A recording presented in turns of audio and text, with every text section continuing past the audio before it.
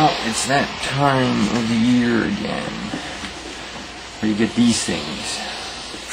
Mooncake. Mooncake.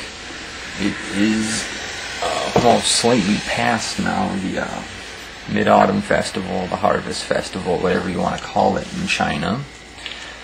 And I think it was a couple of years ago I did a video on the festival, and talking about the myth and some of the festivities that go on in and around said festival.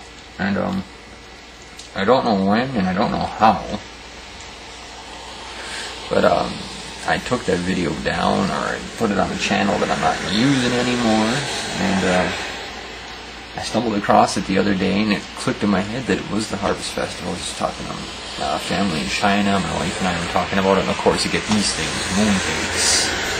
Lots and lots of mooncakes. It's kind of like getting pound cake during Christmas. Some people like mooncake, some people don't. I do. Depends on the flavor. I'm kind of partial to the green tea filling one, because as you all know me, I love my tea. But I found the video and I thought, you know what? A lot of people didn't get to see it, and I'm going to re-upload it. So that is what I'm going to do. I'm just going to kind of tack it on to the end of this little prelude. It's kind of funny. The video is full of great information, but it's kind of funny in the video. It must have been like early on in my video making days, because it's all like an automaton in it, and my Chinese is very like blocky, like somebody who's just learning it. There's not much fluidity to it, so it kind of cracked me up listening to it. I got a kick out of it. It was fun. So yeah, that's what we're gonna do. Yeah, I guess I ain't got nothing more to say, except happy or slightly post Mid-Autumn Harvest Festival. Alright? With that being said, let me tell you the story. The story of Chang'e and Hou-Yi. Hope you enjoy. Hou-Yi was an immortal, while Chang'e was a beautiful young girl, working in the Jade Emperor's palace as the attendant to the wife of the Jade Emperor, just before her marriage. One day, Hou-Yi aroused the jealousy of the other immortals, who then slandered him before the Jade Emperor. Hou-Yi and his wife, Chang'e, were subsequently banished from heaven, and forced to live by hunting on earth. He became a famous archer. Now at this time there were 10 suns in the form of 3-legged birds, residing in a mulberry tree in the eastern sea. Each day, one of the sunbirds would have to travel around the world on a carriage driven by Shihe, the mother of the suns. One day, all 10 of the suns circled together, causing the earth to burn. Emperor Yao, the emperor of China, commanded Hou-Yi to shoot down all but one of the suns.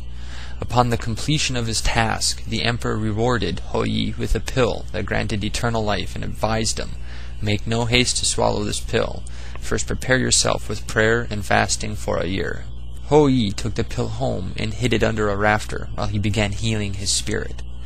While Hou-Yi was healing his spirit, Hou-Yi was summoned again by the emperor. Chang'e, noticing a white beam of light beckoning from the rafters, discovered the pill, which she swallowed. Immediately she found that she could fly.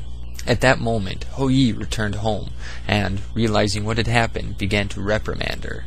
Chang'e flew out the window into the sky. With a bow in hand, Hou-Yi sped after her, and the pursuit continued halfway across the heavens. Finally, Hou-Yi had returned to the earth because of the force of the wind. Chang'e reached the moon, and breathless she coughed. Part of the pill fell out of her mouth. Now the hare was already on the moon, and Chang'e commanded the animal to make another pill from it, so that she could return to the earth to her husband. As of today, the hare is still pounding herbs trying to make the pill. Once a year, on the 15th day of the full moon, Hou-Yi visits his wife. That is why that night the moon is full and beautiful. There are many different versions to this story, but this particular version appeared in written form in 2 Western Han Dynasty collections. The first collection being the Shanhai Jing, the classic of the mountains and the seas. The second appearance of this tale in Western Han Dynasty literature was in the Huainanzi, a philosophical classic. The story of Hou-Yi and Chang'e are an intrinsic part of the Mid-Autumn Festival. The Mid-Autumn Festival, also known as the Moon Festival, Zhong Qiu Festival, or in Chinese, Zhong Qiu Jie, is a popular harvest festival celebrated by Chinese people. As somewhat suggested by this story, this particular festival dates back some 3,000 years to moon worship in China's Shang Dynasty. It was first called Zhong Qiu Jie, which literally means Mid-Autumn Festival in the Zhou dynasty. The Mid-Autumn Festival is held on the 15th day of the 8th month in the Chinese calendar, which is usually around late September or early October. This year it fell on October 3rd. It is a date that parallels the autumnal equinox of the solar calendar, when the moon is supposedly at its fullest and roundest. The traditional food of this festival is the mooncake, of which there are many different varieties, and we'll get more into mooncake a little later. The Mid-Autumn Festival is one of the few most important holidays in the Chinese calendar. Farmers celebrate the end of the summer harvesting season on this date. When celebrating this holiday in China, families typically gather together with friends, eat a large meal, enjoy mooncakes, and admire the bright harvest moon. There are also regional variations as to some of the activities for the Mid-Autumn Festival. For example, people in Guangdong province or southern China like to light wish lanterns on the night of the Mid-Autumn Festival. This particular Mid-Autumn Festival was interesting because I had to somehow recreate what both Ling and I had in China here in the United States, or at least try to make some resemblance of the holiday there here. It turned out to be quite a challenge. For the purpose of saving time, I'll only discuss the two most difficult aspects of trying to recreate this Chinese holiday in the United States: making mooncakes and successfully launching a wish lantern. This is a mooncake mold, and a very special mold at that. It's dated back to the Qing dynasty, the later Qing dynasty, making it roughly 100 to 120 years old. This mold is in the shape of a goldfish. Usually mooncake molds are round to resemble the moon, but this one, as before mentioned, is a goldfish. My wife says it's special. Anyway, we got this mold on eBay for a modest price. You'd be surprised what you can find on eBay. To me, this is a cultural treasure.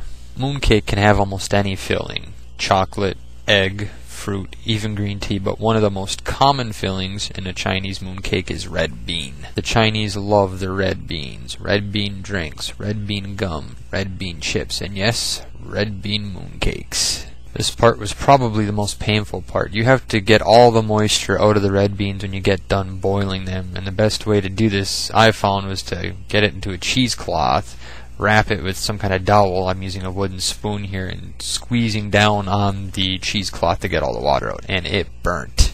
After getting all the moisture out of the red beans, you then put it back on heat, add some sugar and some oil, and mix it all in. Take it off the heat, cool it, and this is what you get: a thick red bean paste. Now, how you make the dough is really interesting and really clever. There are two doughs that you need to make this project work. You need a wet dough and a dry dough. Why this is interesting is that in order to give the mooncake its flaky interior texture, what you do is you add the flaky dough or the dry dough into the wet dough, and you roll it out and keep folding it over and rolling out, and what you have is intermingling layers of wet dough and dry flaky dough, which I thought was really kind of cool. Okay, now you add your red paste, then you fold your bean paste and dough up into a ball. Take your bean paste dough ball and insert it into your cool Qing Dynasty mooncake mold. Make sure to spread it out so it fills the mold, and also try not to let any of the bean paste come to the surface of the cake. And there you go, mooncake. Now all you have to do is trim some of the excess dough off of the mooncake. I used a clean hobby knife. I also used a diluted red food coloring mixture to give the mooncake a reddish tint.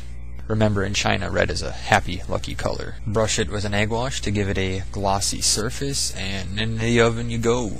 There you go, mooncakes. Now let's hear from the expert. Usually the mooncake, the shape should be round, but this year have the goldfish. That's special. That's great. Now on to the wish lantern. The wish lantern is actually rather straightforward. You just write wishes onto a paper lantern, and the wishes can be anything from wealth and prosperity to health for your family to a peaceful world. Anything you want, really. A wish is a wish is a wish. In this shot you actually see Lindsay writing in Chinese, which always amazes me. Now, lighting it is supposed to be just as straightforward as writing on it, as you can see in this clip. There's a little block of wax that goes into the interior of the lantern. You light that. The lantern fills up with hot air. It's like a hot air balloon, and up it goes, taking your wishes to the moon. As is demonstrated here during last year's Mid-Autumn Festival that we celebrated with our friends in Guangzhou. I always loved this particular shot because in terms of folklore and the activity, this lantern goes to the moon carrying your wishes there, and your wishes become granted. And the reason I loved this shot was because it looks as if the lantern was really traveling towards the moon throughout most of the clip. Pretty cool stuff. Now, is it always that easy? Well, let's see how the lantern went up this year. It's got a tether, right? Is it supposed to puff up? Yeah, it's really burning off for some reason.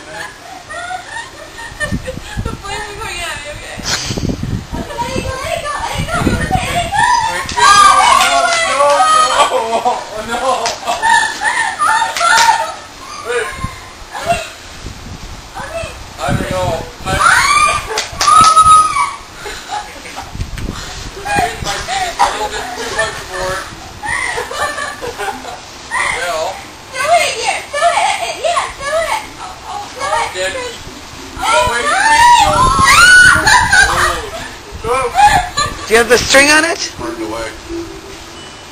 Uh-oh, Pat and Kelly are going to love that. It's going.